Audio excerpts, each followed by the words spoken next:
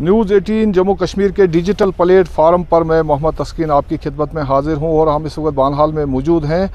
जैसा कि आपका मालूम है कि जम्मू कश्मीर में जो सियासी माहौल है वो बहुत गर्मा गया है और हालिया असम्बली सेशन में जो अपोजिशन और नेशनल कॉन्फ्रेंस के दरमियान बहुत सारे मुद्दों पर जो तकरार हुई और इल्ज़ामात और जवाबी इल्ज़ामात का सिलसिला रहा। तो यहाँ पर जो बानहाल में यहाँ PDP के जो लीडरान हैं, यहाँ पर नौजवान लीडरान हैं, वो यहाँ पर जमा हुए हैं। वो जो PDP की तरफ से उनके जो MLA हैं वहीद परा की तरफ से जो मामला उठाए गए थे असेंबली में, उन्हें मंजूरी न देने को लेकर बहुत इनमें गमो गुस्सा है। और उसके अलावा ये चाहते हैं कि जो ओवरऑल जो रियासत जम्मू कश्मीर खासकर जो बानहाल जो असेंबली कॉन्स्टिट्यूंसी है इसमें जो तामीर और तरक्की को लेकर बात करना चाहते हैं। ये हमारे साथ जोनल प्रेसिडेंट है मोहम्मद आरिफ वानी। मोहम्मद आरिफ, क्या कहना चाहते हैं आप, क्या कहेंगे आप जो सियासी माहौल है? सबसे पहले शुक्रिया आपका, आपने हमें टाइम दिया।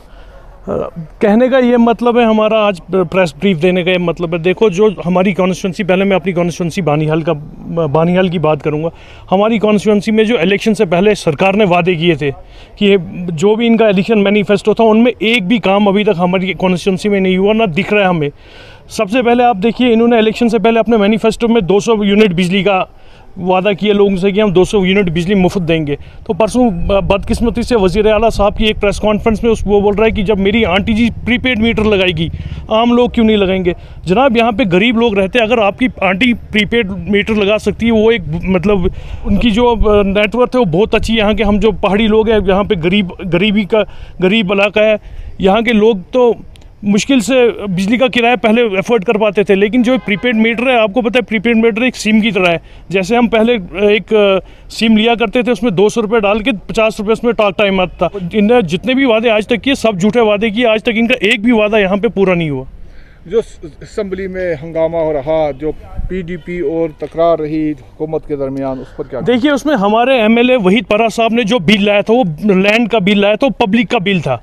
वो कोई वहीद साहब का अपना या PDP के किसी वर्कर का बिल नहीं था, वो जम्मू कश्मीर के हर आदमी का बिल था। चाहे वो जम्मू का हो, बनहाल का हो, चिनाब का हो, पीर पंजाल का हो, कश्मीर का हो, हिंदू हो, मुसलमान हो, सिख हो, ईसाई हो, वो बिल जो था वो पब्लिक के लिए बिल था। वो किसी एक पर्टिकुलर बंदे के लिए बिल नहीं था। बदकिस्मती से ये उमर साहब जब 5 अगस्त 2019 से पहले, 19 से बाद जो सिचुएशन हुई, सब लोग डरे हुए थे कि जब बिल्डोजर आते थे, नेशनल कॉन्फ्रेंस वाले खुद प्रोटेस्ट तब करते थे। लेकिन परसों जब वहीद साहब ने इस बिल को असेंबली में लाया और वज़ीर आला साहब एक सेकंड में खड़ा होकर कहीं ना कहीं जम्मू कश्मीर के लोगों को एक लैंड ग्रैबर का टैग लगा के, जो नाकाबिले बर्दाश्त है, क्योंकि ये वहीद परा का पर्सनल बिल नहीं था, ये हमारे वर्करों का पर्सनल बिल नहीं था, ये एक पब्लिक का बिल था, ना कि ये किसी PDP के लीडर का बिल था या PDP के वर्कर का बिल था। एक बदकिस्मती से बोलना पड़ता है कि वज़ीर आला साहब जो है, इलेक्शन से पहले उनके जो वादे थे सब झूठे थे। एक भी वादा आज तक जो उनका इलेक्शन मैनिफेस्टो था, 1 लाख सरकारी नौकरियाँ, आप मुझे दिखाइए, नासिर असलम वानी साहब के बिना कौन सरकारी नौकरी में है? तो मुझे नहीं लगता है कि ये कोई काम करेंगे। ये मतलब आप मुझे बताइए, ये आज उमर साहब बोल रहे हैं कि मेरे पास पावर नहीं है। इलेक्शन से पहले तो इनने बोला मैं UT में इलेक्शन ही नहीं लड़ूंगा, फिर इनको इतना खौफ बैठा, एक नहीं 2 जगह से लड़े। तो जब इनको पता था पावर नहीं, इन्हें चुनाव ही नहीं लड़ना चाहिए था। तो और इनको अगर इतना भी पता था कि मेरे इतने पावर नहीं है, तो इलेक्शन मैनिफेस्टो वैसे ही बनाना था ना, लोगों को बेवकूफ़ बनाने वाली बात ही नहीं थी।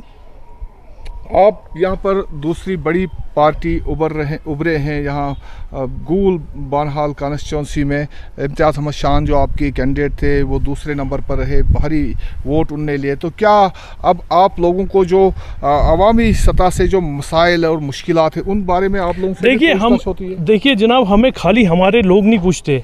आज जो किसी भी पार्टी के लोग हैं वो भी हमसे जुड़ रहे, वो भी बोल रहे कि भाई साहब जो हमने किया शायद हमारा फ़ैसला गलत था। लेकिन जब उनको सब्ज़ बाग दिखाए गए तो वो बेचारे भी झांसे में आ गए। अब वो लोग भी बेचारे बोल रहे हैं कि यार गलत हुआ जो फ़ैसला हमने लिया। तो अब इंशाल्लाह आप अगले इलेक्शन का इंतज़ार कीजिए। 4 साल है, 4 साल में देखिए जो इनने वादे किए, अगर इनने कोई भी वादा पूरा किया, अब 4 साल के बाद हम आपसे और मिलेंगे और बात करेंगे इंशाल्लाह। तो अभी आपकी क्या डिमांड रही, क्या होना चाहिए फिर?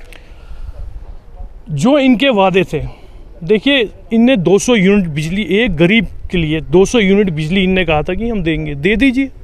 1 लाख सरकारी नौकरी, राशन, 12 गैस सिलेंडर, ये छोटे इशू है, ये इन्हीं को पूरा करें ना।